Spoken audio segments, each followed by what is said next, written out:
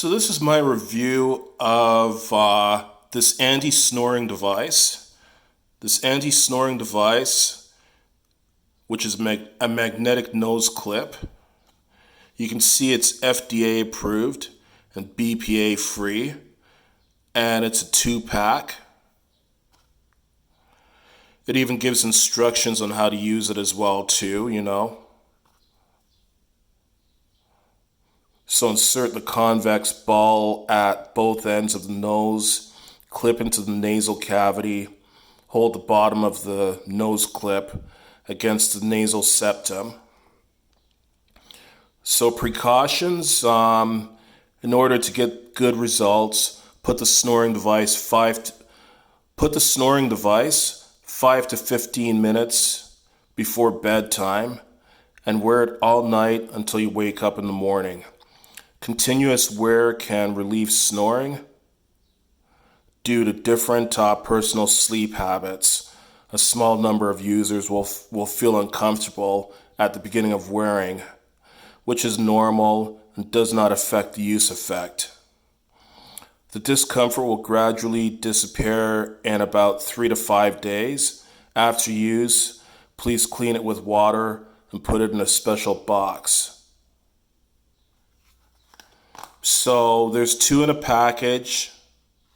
Here's what one of them looks like. This is the little packaging that it comes in.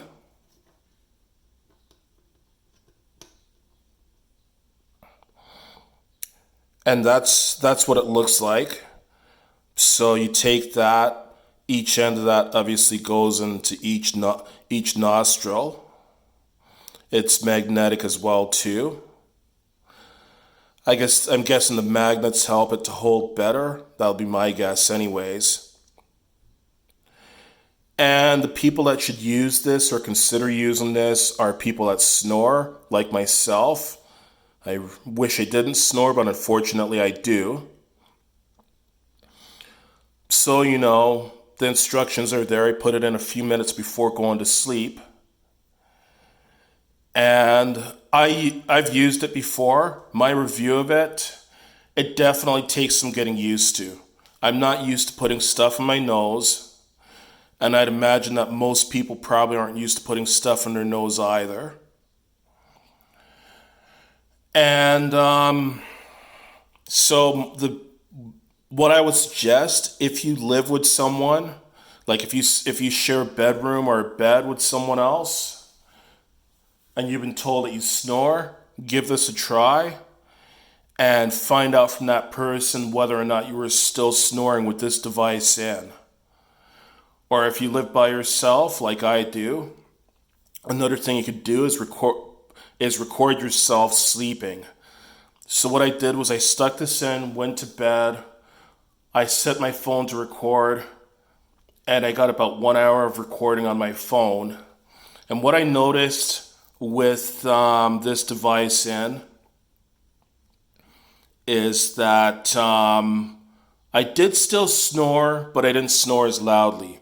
So the patterns I noticed on the recording is that I would snore for about 15 seconds or so, I would snore for about 15 seconds or so. I didn't snore quite as loudly, but I was still snoring a bit. And then after about 15 seconds of snoring, I would stop snoring and I would sleep quietly for about 30 seconds. And then I'd start snoring again for about 15 seconds. And again, I didn't snore. Yeah, so I'd snore again for another 15 seconds, and then I'd stop snoring for about 30 seconds and sleep quietly for 30 seconds. And over the course of listening to this for several minutes, this was generally the pattern of my sleeping with this anti-snoring device in. As I say, I didn't snore as loudly as I usually would, because there have been times where I was curious and I was curious as to how loud I snore. And there were times I'd record myself snoring quite loudly. And I've been told by people as well too, like for example, if I'm sleeping with a girl, or I've been told that I snore quite loudly, to the extent that if I had a girl over at my place, or if I was sleeping over at a girl's place, she would sometimes even go and sleep in a separate room from me once we fall asleep because of how loud my snoring was. Or sometimes if I catch myself kind of falling asleep, and I'm kind, when you're kind of in and out of sleep, like you're sleeping lightly, but you're not completely asleep. So you might catch yourself snoring while you're just in a light sleep. So it does work, but it takes some getting used to. I found, number one, that when I woke up in the morning, I didn't feel any differently in the morning. Like the night that I tried it, when I woke up in the morning, I didn't really feel any differently. So I don't know whether or not I got a better quality sleep. But I do know that while wearing that device, that I don't snore as loudly with that device in. And also, if you do snore, here's a bit of medical advice.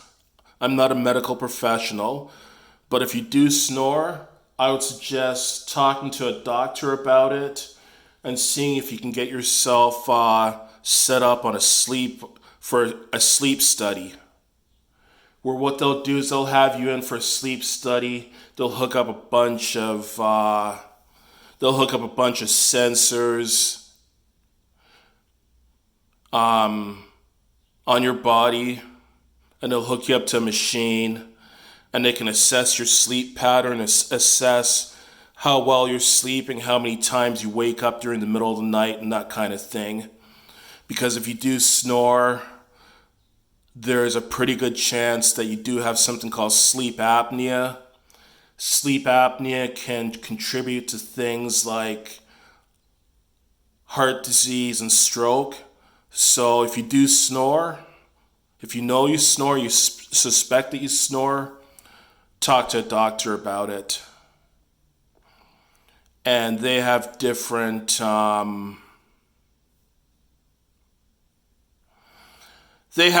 remedies for snoring, with one of those most popular remedies being a CPAP. I am going to do a separate video talking more about sleep apnea though. So that's my review of this. This device is pretty similar to another device called the Clipple.